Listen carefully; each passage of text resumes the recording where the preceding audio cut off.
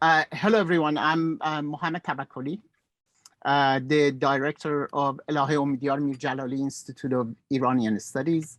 I welcome you to another mind-stretching and intellectually invigorating session of our bi-weekly Elahé Omidyar Mir-Djalali lecture series, Iranian Cinema, which I am co-convening.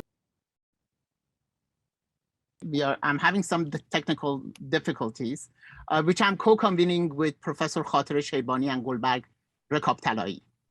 At the outset, I'd like to express our collective gratitude to Canada's Indigenous people and acknowledge this land on which the University of Toronto operates.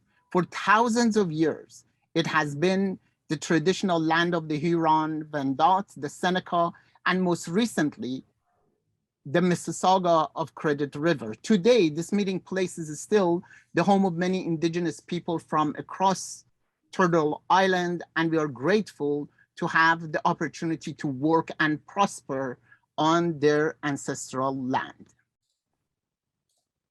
I'd like to welcome my colleague, Professor Laudan Nooshin of London University to the University of Toronto, my colleague, Professor Jairan Gahan of University of Alberta will be introducing our speaker and will moderate today's session on Towards a Cinema of Empathy.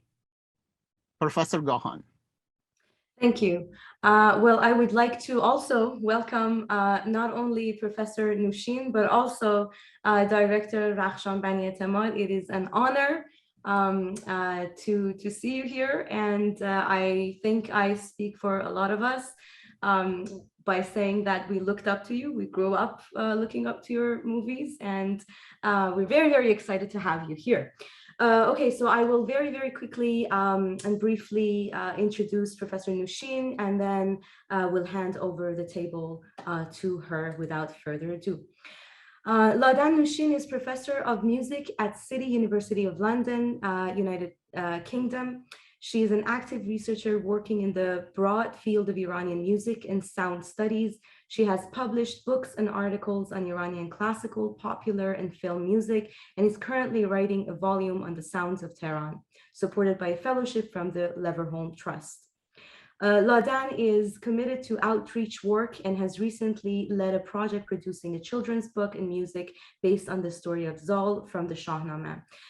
She is also running a new sort of initiative, as I said, the sound of Tehran. I actually think I had it here. Unfortunately, it's gone. I wanted you to see the website. It's a wonderful website, and it seems like a very exciting sort of project about the sonic sort of experiences of Tehran. Professor Nooshin, I will hand you the table, and I'm just going to share my screen here. Please go ahead. Thank you, Jairan, for that introduction. So first, I'd like to thank Professor Tabakoli Taghi and his team at Toronto for this kind invitation to speak as part of your lecture series. I'm really delighted to be joining you from the UK and excited to share some of my recent work with you. Just by way of introduction, just to say that, as some of you may know, I've been researching and writing about Iranian music now for the past 35 years or so. My earlier work focused on creative processes in Iranian classical music, and I've also written about Iranian popular music of various kinds, and more recently on music and sound in Iranian cinema, the topic of my talk today, which is based on recently published work. So as Jairan said, I'm currently writing a book on Tehran as a sounded space, something I've had an interest in for many years. So the connecting theme in all of this is an interest in questions of power, post or neocolonialism, and the politics of representation. And I also have long-standing interests in gender issues, which I'll be exploring today. So I'm going to start with the notion of empathy as per the title of my talk, and which I take to be more or less equivalent to the Persian hamdeli. I'm not planning to offer an extended history or interrogation of the term and concept, but just by way of context, to note that the English word empathy is just over 100 years old. It was first used by the psychologist Edward Titchener in 1909 as a translation of the German Einfühlung, which literally means feeling into. And this was a term originally coined by the philosopher Robert Fisher in a book on visual aesthetics. Of course, there is an extensive literature on the subject of empathy and its various dimensions and definitions, but for the purposes of today, I find useful the definition proposed by Amy Copland. So Jeran, if we could have the next slide, please. Thank you. So empathy as, quote, a complex imaginative process in which an observer simulates another person's situated psychological states while maintaining clear self-other differentiation. It is well accepted that film as a medium is particularly suited to developing empathetic subjectivities as audiences come to identify with characters on screen, their emotions and their personal stories. What I'm interested in is how sound becomes a vehicle for a particular kind of performance and communication of empathy, and this can be seen clearly in The May Lady, as I will discuss. I do find it quite curious that despite the obvious centrality of sound to Iranian cinema, an almost, one might say, fetishist preoccupation with the visual and other dimensions such as political and social commentary has largely obscured its role, such that there has to date been relatively little scholarly work that engages directly or primarily with it. So I ask what a focused attention to cinematic sound might reveal, what kinds of subjectivities are engendered through sound, and what messages might lie hidden within the sonic. How might such a perspective trouble and destabilise the normative focus on the visual? And I'm going to explore these questions with a deep dive analysis into a single film in which sound plays a strategically central role, although no doubt this is part of a bigger discussion and potential project across many other films, Iranian and otherwise. For now, my focus is the 1998 film The May Lady, Banuye Odi Behesht, by one of Iran's foremost filmmakers, Rakhshan Banietemad, who I'm delighted and honoured to have joining us this evening. So I'm going to explore three interrelated themes. Next slide, please, Jayran. Thank you. First, I'm going to explore the main protagonist, Furugh's positioning as an empathetic and gendered listener in ways that I believe were unprecedented in Iranian cinema at the time, and how notions of empathy are sonically mediated.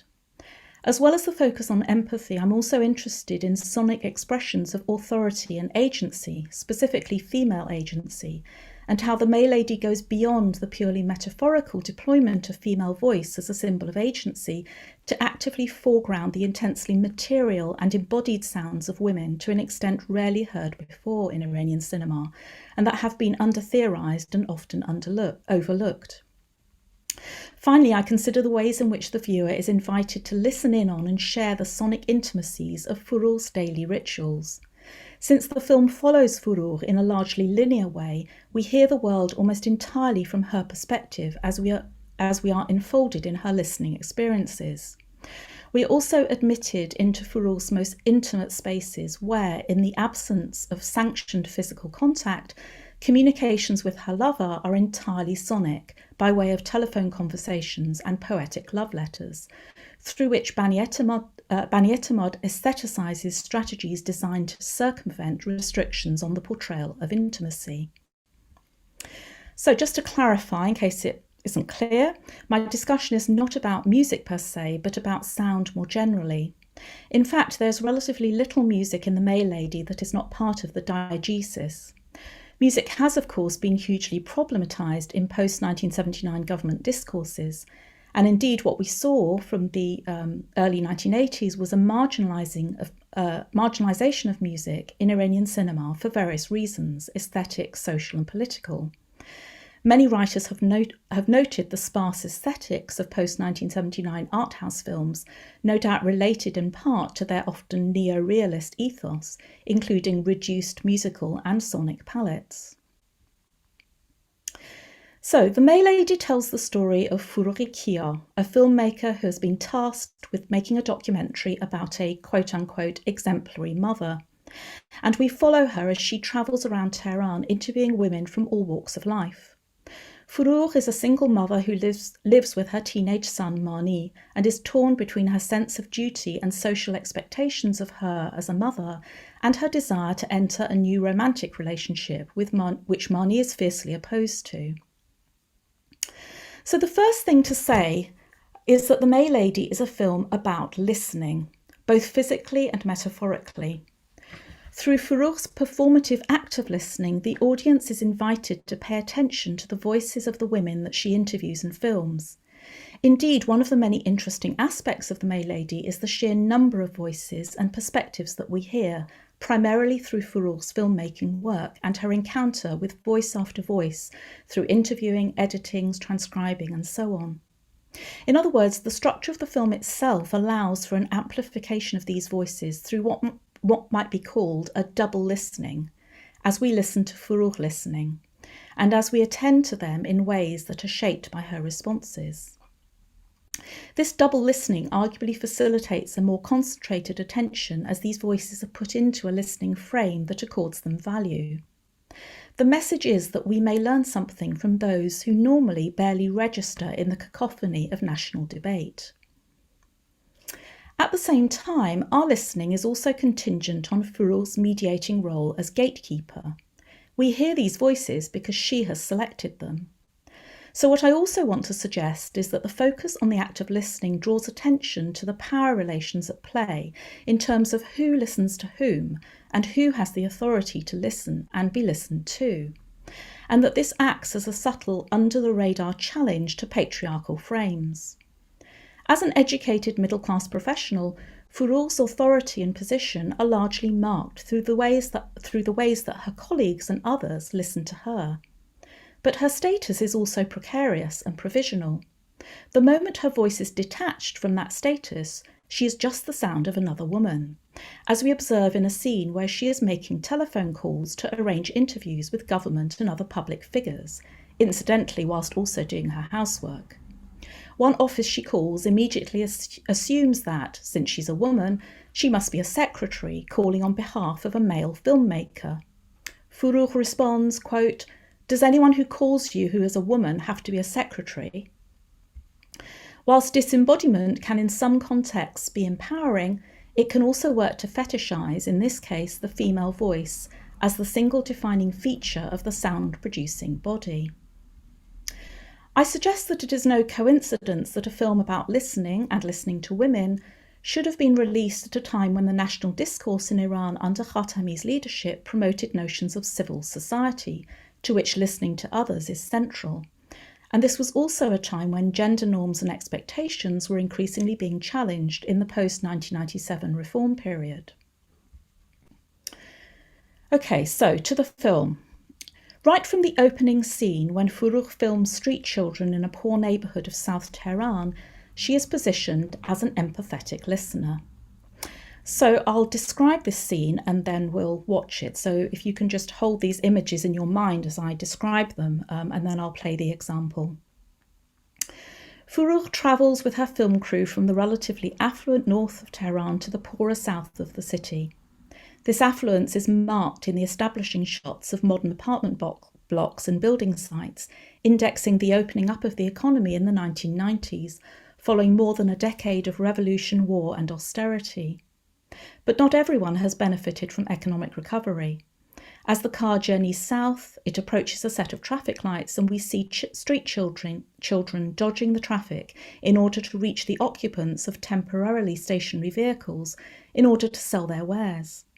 One group crowds around Furugh's front passenger window and she asks where they are from and why they are not in school, finally urging them to move out of the way for their own safety as the lights turn green. As Furugh continues on her journey, the social divide is marked both visually by the more traditional low-lying mud and brick architecture and sonically by the more open acoustics of spaces devoid of high-rise buildings, and by the regular sounds of aeroplanes overhead, marking the area of Tehran close to, at that time still, the international Mehrabad airport.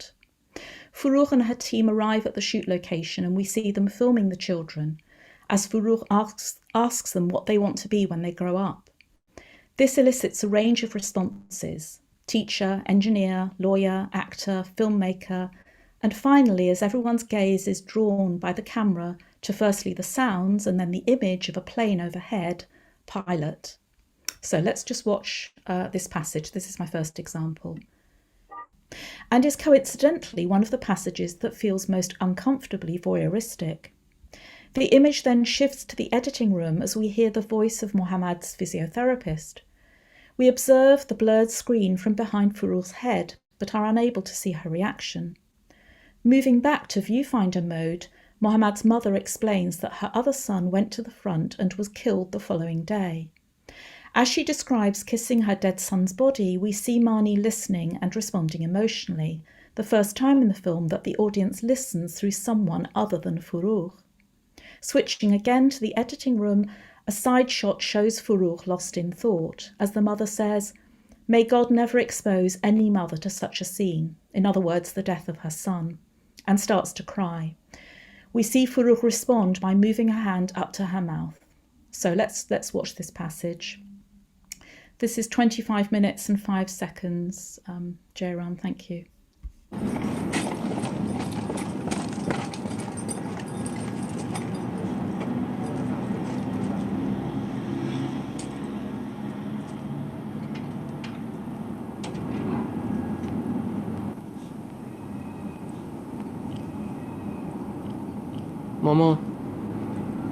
ماما پنجره وا کن. خودت هم یه مقداری برتر باش. مرسی.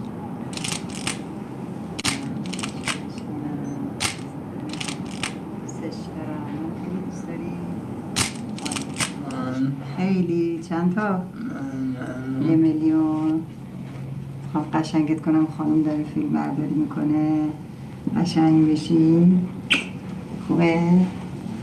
جانم. بطور خانم. بله. میشه به من بگین محمد چقدر دوست داری؟ محمد خیلی دوست دارم.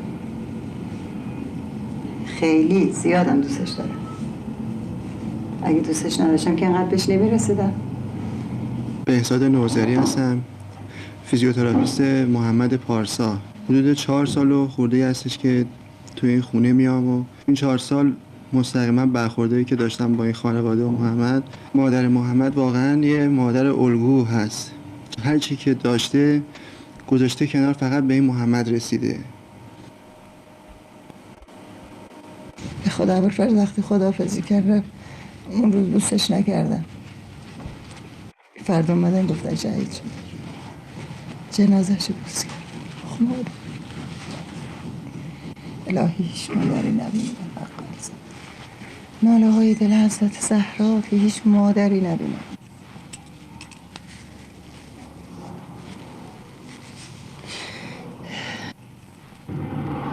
Thank you, Jairam. Thank you. There are messages within messages here. Just as we listen to Forough listen, so Banietemad perhaps hopes that those in positions of power will take notice of the many whose lives were destroyed by the war, left to deal with their loss as best they can. Once again, class issues come to the fore, since it was largely young men from poorer religious backgrounds who went to the front.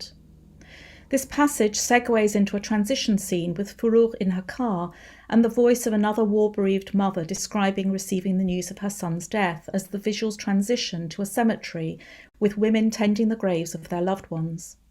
The camera pans across row after row of graves, and we hear the voice of another woman describing identifying her son, and we connect voice to body as we see Forough at the end of one of the rows filming the woman. At the exact point of extreme traumatic memory, when the mother describes collapsing at the sight of her dead son, the film cuts to a grainy image of an intense close-up of her face through the viewfinder. As she wipes her tears with the corner of her chador, the camera cuts to Forough with the camera to her eye, struggling to contain her own tears. As with the earlier scene, the cutting back and forth between the two women, Forough responding empathetically to the intense emotion of the moment, allows the audience to listen both with and through Forough and to enter her own subjectivity as a mother of a teenage son who, had he been born 10 years earlier, might well have met a similar fate. Finally, Forough crouches down and embraces the woman. Once again, listening becomes a medium through which to project largely marginalised voices and unheard stories onto the national consciousness. So let's just watch this passage.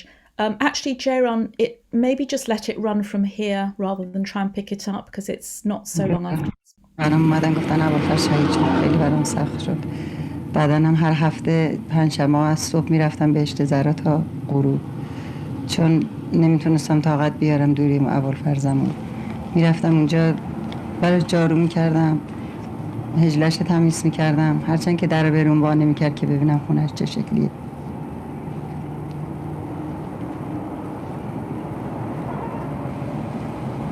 بعد که رفتیم چیز پزشک قانونی دیدم که یه همتدیم اونقدر جنازه بردن، اون همتو گشت من سواد نداشتم، سواد داشتم یه دفعه یک کشو کشید گفت این هادی. بعد دیدم که بچه‌م تو همون بعد دیگه همونجا افتادیم دیگه. بعد اومدیم دیگه بردار رفتن این تشت جنازه کردن آوردن تو محل و دیگه خیلی سر دوم من سال اونو داده بودیم هادی را. یه روز دیگه گفت آقا من میخوام برم چپه دیگه، همه تا گفت ما همه گریه کردیم. بعد محمود ما که الانم چیز شده رفت اونجا خبر گرفت ما گفت آقا هادی حسن هم شهید شد.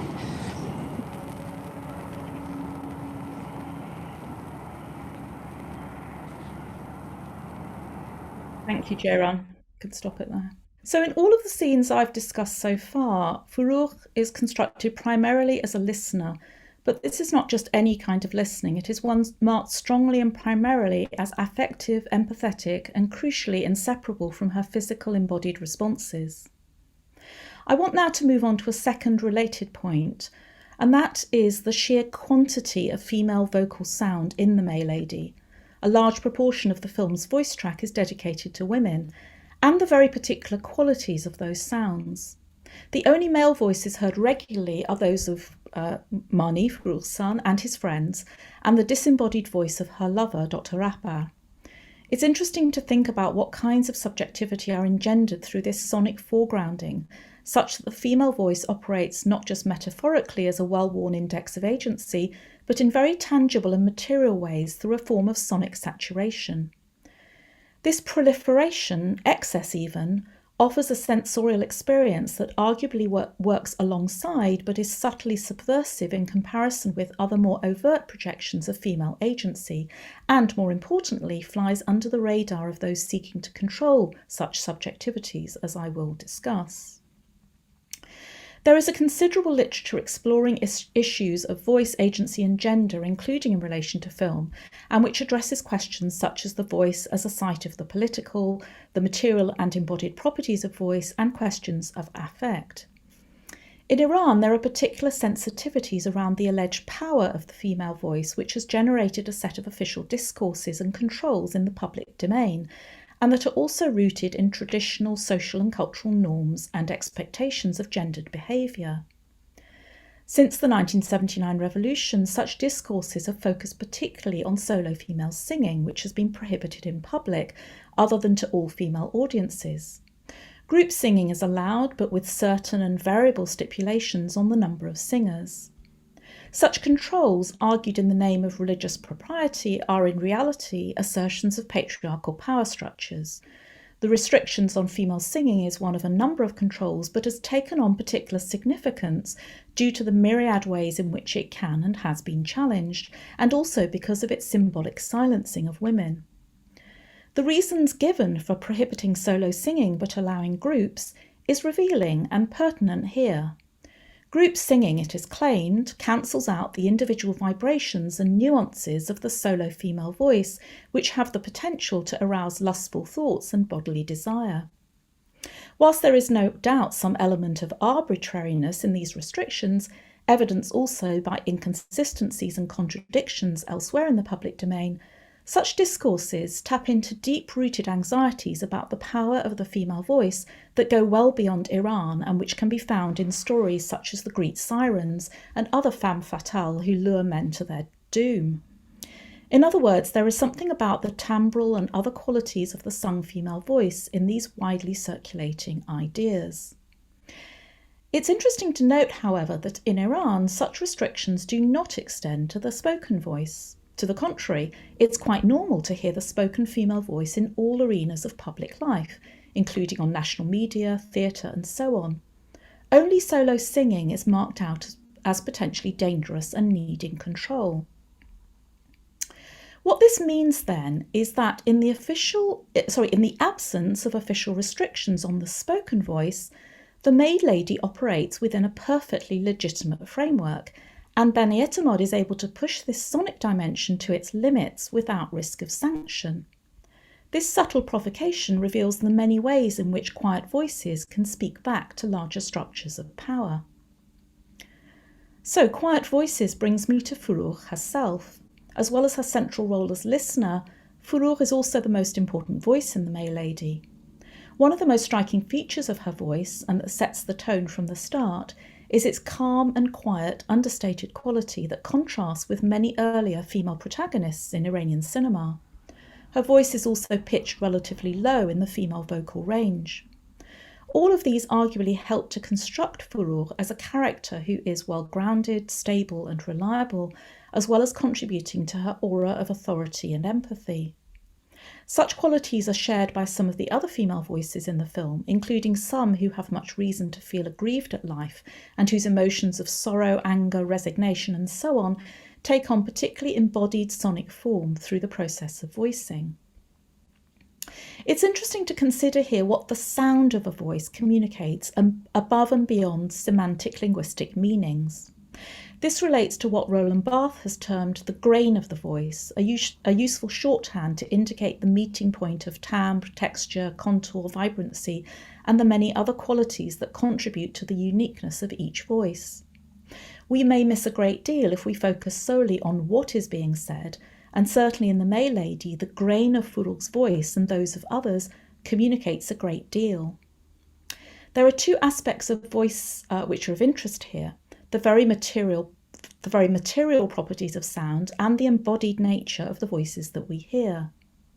As Michelle Langford has observed of the use of sound in Abbas Kiarostami's 2008 film Shireen, I quote, "The acousmatic dimension of the film foregrounds not just women as spectators, but emphasises another veritable blind spot of Iranian cinema by foregrounding women's bodies among other bodies in ways that far exceed the allowable visual representation of women's bodies and their desires." So too in The May Lady, made 10 years before Shireen, women and their bodies are centred through sound. And Banietemad is able to do this in large measure because the attention of the gatekeepers has been so focused on the visual and on what is being said that they have paid little attention to what the materiality, quality and timbre of sounds communicate to the listener. There are two scenes in the film where Forough's voice changes, losing some of its authority in the face of forces beyond her control. Whether her absentee former partner, now abroad, who has made what she views as empty promises to her son, or the government official to whom she is obliged to plead after her son is arrested following a raid on a house party. And I'll just talk about the latter scene and then we'll watch part of it. Asking where Mani's father is, the official points to Forough as a divorcee and single parent as responsible for her son's allegedly immoral behaviour, i.e. attending a party with music, members of the opposite sex and most likely alcohol. In the face of social and state patriarchy, Forough's professional authority counts for little as she becomes defined solely through her gender and marital status. There is a marked change in Forough's vocal tone in these scenes, particularly in the higher pitch and volume as she veers towards the loss of control, at the same time intensely aware that this would likely disempower her further. So we'll just watch this scene and just note here that we see the relationship of empathy reversed as Forough now finds herself appealing to the official, to the empathy of the official as a mother. So this is example 5, Jairan.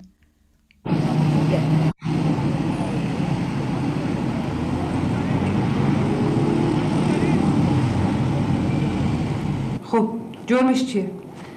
مگه شما مادرش نیستی؟ معلومه که هستم، میپرسم جرمش چیه؟ شما که مادری رو ندونی رفتن به چنین محافلی خلاف قوانین جامعه است، از بچه‌ها چه انتظار؟ من نمیخوام بین پسرم و قانون وایسم، ولی شما اصلا متوجه هستین که چه بلایی داره سر این نسل میاد؟ عادت به بیقانونی. چرا؟ برای اینکه نیازهای طبیعیشون در نظر گرفته نمیشه. متاسفانه این همه کار به من اجازه نمیده که اینقدر با شما بحث کنم تا قانع از این اتاق بفرستمتون بیرون. ولی شما میخواین بچه منو محاکمه کنی؟ بچه شما به سن قانونی رسیده، خودش باید جوابگوی اعمالش باشه. شما پدر و مادرها باید زودتر از اینا به فکر باشین قبل از اینکه کار به اینجا کشیده بشه. نمیفهمم کار به کجا کشیده که شما اینطوری صحبت میکنین؟ مثل اینکه شما متوجه حرفای من نمیشین. پدرش کجاست؟ اینجا نیست. متارکه کردین؟ بله. چرا؟ ربطی به این ماجرا داره؟ بی ربط هم نیست. نبودن سرپرست پیامدش اینه. بچه من بی سرپرست نیست آقا، من مادرشم. همه بچه‌هایم که دیشب تو اون مهمونی گرفتن هم با پدر زندگی میکنن هم با مادر.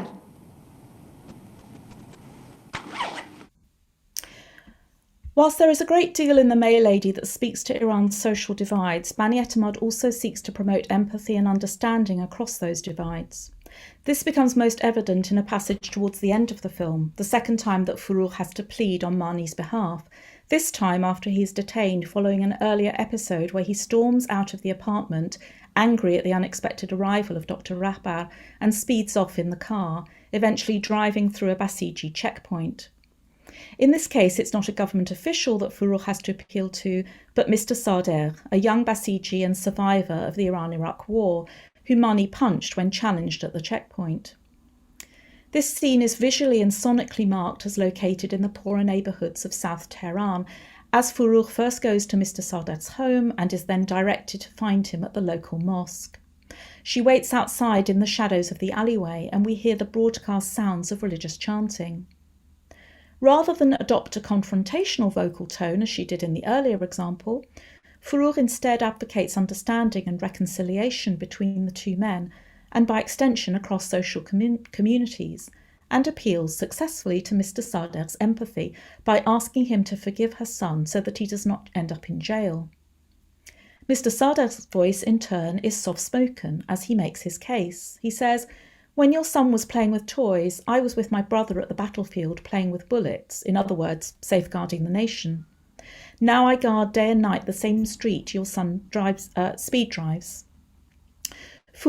Forough responds by invoking common values and a shared youth. She says, "You are talking of values that are shared by all. My son is a youth like you. Differences in your outlook should not make you stand against each other." In both of these scenes, Forough is forced to appeal to the empathy of others, but in the latter she is arguably addressing the whole nation. Again, a small, quiet voice delivering the most powerful of messages. So let's just watch this scene, which, as I say, comes towards the end of the film. So this is 1 hour 21:08, Jairan.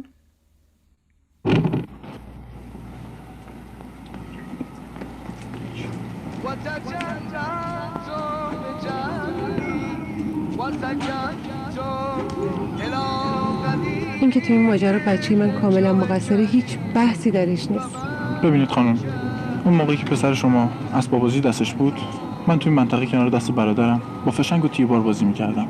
حالا هم شب تا صبح تو همون خیابونه پاسداری میدم که پسر شما با ماشین توشون ویراژ میده. و وقتی ازش میپرسم چرا، با مشت جواب میده. ببینید شما راجع به ارزش‌های صحبت میکنین که مورد احترام همه ما هستن، اما پسر منم یه جوونه مثل شما. نباید اختلاف دیدگاهاتون باعث بشه که شما به جای اینکه همدیگر رو درک بکنین رو در روی هم بایستین. این بحث به نظر من خیلی مهمتر از اونه که بخوایم الان در موردش صحبت کنیم. از من میخواین چی کار کنم؟ من یه مادرم، میخوام راضی نشی که بچه من یه مدت بین یه دزد و قاچاقچی کنم.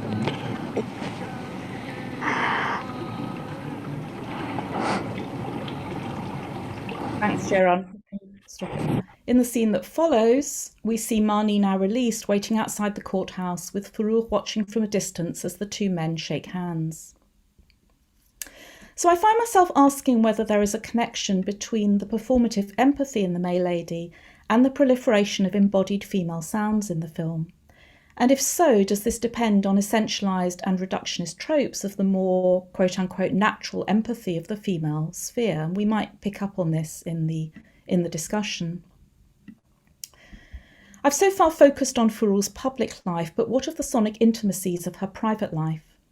Throughout the film, we are invited to experience aspects of her daily routine, including the sounds of domestic labour, such as cooking and cleaning. Early in the film, we see her return from work and start to prepare the evening meal. Sound becomes a truly visceral experience through the gushing tap water as Forough washes the carrots, the sharp click of the knife on the chopping board as she slices mushrooms and then scrapes them into a bowl, and the frying of onions and tomatoes. For much of this passage, Foroug's visual presence is reduced to her hands, and there are no other sounds or verbal interactions. This heightened focus on domestic sound arguably serves both to frame Forough once again as a listener and an empathetic presence, as well as drawing attention to her juggling of professional life and domestic responsibilities. So let's just watch a very, very short clip, 30 seconds or so of this. It's from 4 minutes. Yeah, you got it.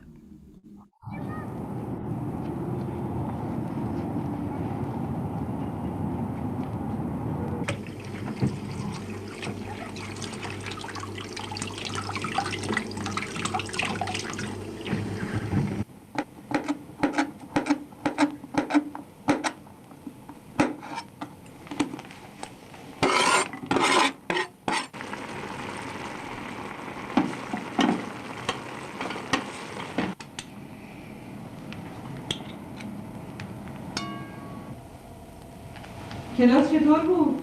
مثل یعنی پیش میره؟ کلاس کنکور یعنی ناندونی دیگه. The film is further punctuated by scenes that foreground the sounds of home and domestic work, as well as Foroug's exercise routine as she jogs and walks in the hills around her home. Though short, these latter are important in providing Forough with a space for reflection and are largely devoid of sounds other than those of her own body. We hear her footfall on the path crunching the autumn leaves and her panting as she stops and doubles over to catch her breath. So again, here's a short example, so you can see the kind of focus on sound here.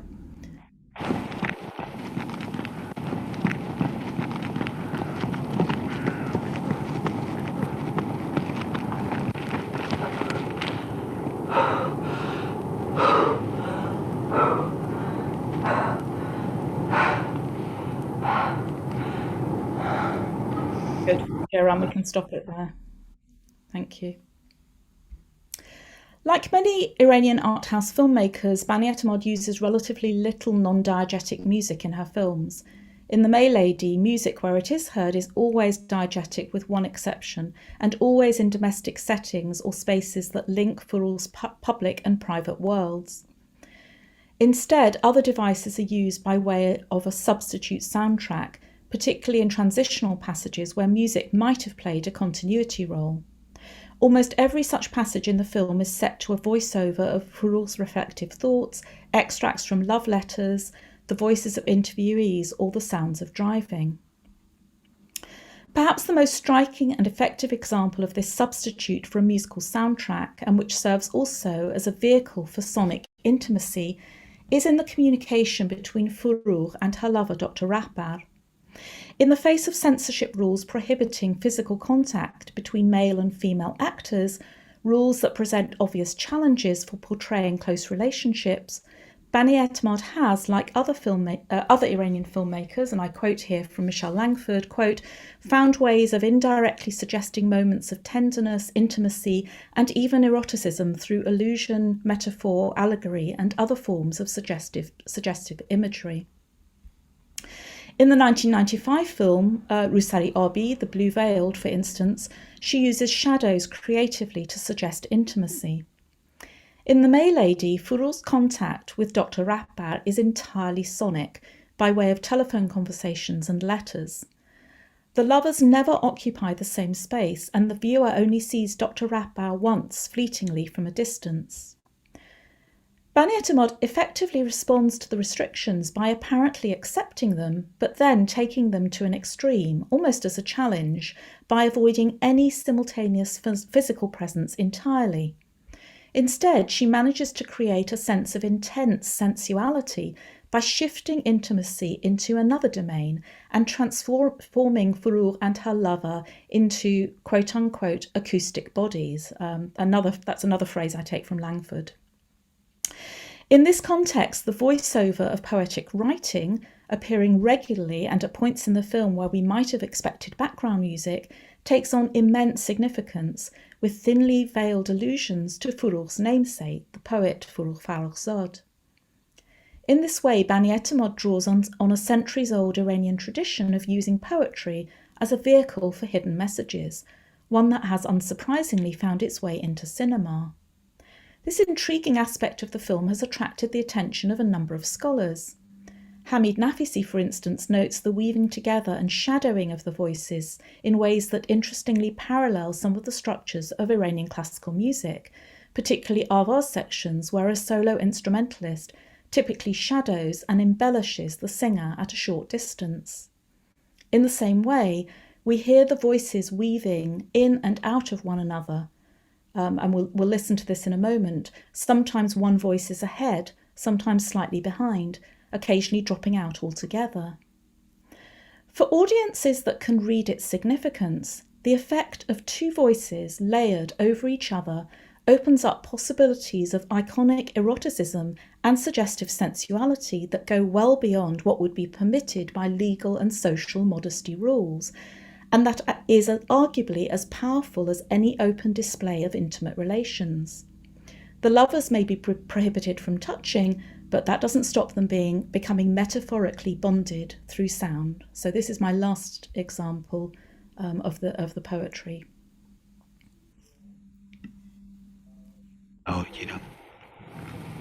چه کسی میگوید که عشق من و تو به قیمت حسب سهمی از عزیزان ماست. بی تردید واکنش غزل دختر من کمتر از مانی تو نیست. ولی این چه قانونی است که من و تو در نیم راه زندگی زیباترین حقیقت بودنمان را انکار کنیم. گذشته هر روز شروع هر فصل یادآور روزگاری است که بی تو بر من و بی من بر تو می‌گذرد و حسرت لحظه هایی که به تردید از دست می‌رود.